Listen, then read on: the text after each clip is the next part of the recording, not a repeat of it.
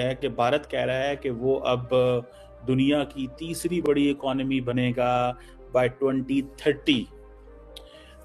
अब इसके ऊपर थोड़ा सा इसके ऊपर स्टैटिस्टिकली बात करते हैं। हम क्यों आ जाते हैं हमेशा? देखिए जी, जो ये सारी दुनिया का ग्लोबल पॉलिटिक्स है उसको हम देखते हैं इकॉनमी के उसमें, क्योंकि पॉलिटिक्स और इकॉनमी एक दूसरे के लिए बहुत इंपॉर्टेंस रखते हैं। तो इंडिया की पॉलिटिक्स है, इंडिया की डिप्लोमेसी जो है वो इसलिए स्ट्रांग है कि इंडिया चाइना के बाद दूसरी बड़ी मार्केट है चाइना के बाद, और उसके साथ साथ इंडिया अब दुनिया की 5वीं बड़ी जो है वो इकॉनमी है। उन्होंने यूके को भी पीछे छोड़ दिया है।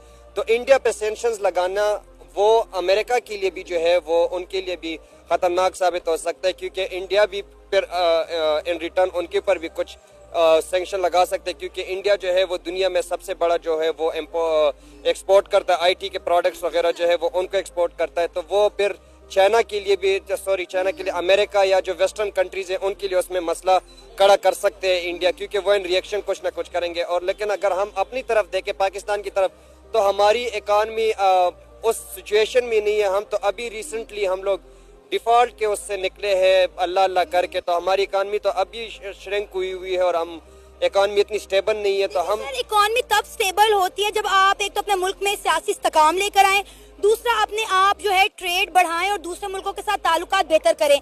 देखें 1947 में दोनों मुल्क एक साथ आज़ाद हुए, इंडिया कहां से कहां निकल गया और आज हम कहां पे खड़े हुए हैं। हम जो है ब्लेम गेम खेल रहे हैं, एक सियासतदान ने ये किया, दूसरे ने वो किया, लेकिन कब तक ये सिलसिला चलेगा? हमें ना कहीं तो इन चीज़ों को रोकना पड़ेगा अपने मुल्क की बेटरमेंट के लिए। देखिए जी, सबसे जो बड़ी अहम चीज़ है ना, इकोनॉमिक स्टेबिलिटी के लिए ज़रूरी है कि पॉलिटिकल स्टेबिलिटी हो मुल्क में, लेकिन अनफॉर्चुनेटली हमारे मुल्क में पॉलिटिकल स्टेबिलिटी नहीं है। यहाँ पे यही होता है कि एक जाके गोद में बैठ जाते हैं और बाकी एक दूसरे के फिर टांगे खींचने लग जाते हैं। उसकी वजह से हमारा मुल्क जो है हमेशा एक कियास में रहा है। आप देखें इंडिया का, आप देखें वो एक जमहूरी मुल्क है, वो दुनिया में सबसे बड़ी जमहूरियत का दावा करते हैं कि हम दुनिया की सबसे बड़ी जमहूरियत है। हम पाकिस्तान में देखें तो हमारी अभी तक 1947 से लेकर 2024 तक 77 साल हो चुके हैं, अभी तक हमारी किसी गवर्नमेंट ने अपना टर्म पूरा नहीं किया, अभी तक किसी प्राइम मिनिस्टर ने अपना टर्म पूरा नहीं किया। तो हमारी तो यहाँ पे पॉलिटिकल सिचुएशन ऐसी है। तो इंडिया की कामयाबी की वजह यही है ना कि आप देखें कि जब से नरेंद्र मोदी की सरकार वहाँ पर नई चीज सामने आई है और वो ये है कि भारत कह रहा है कि वो अब दुनिया की तीसरी बड़ी इकोनॉमी बनेगा bye 2030।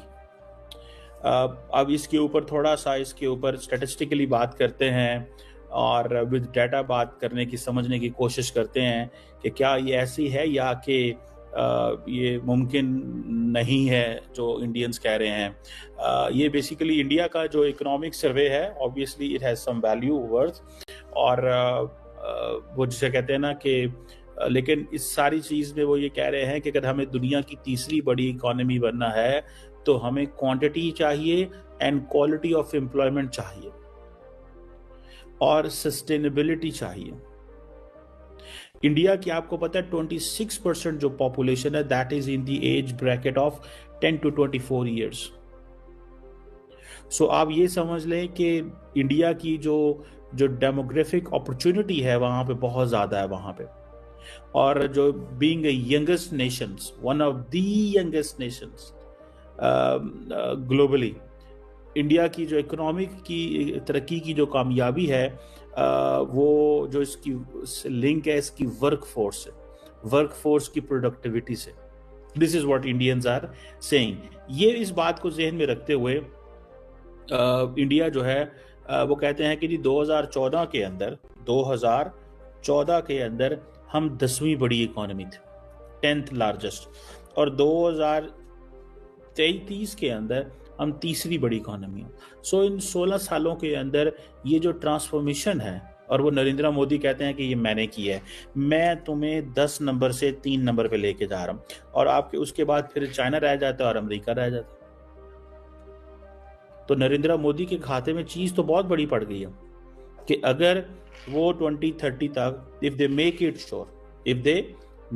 Sure that they can make India the third largest economy by 20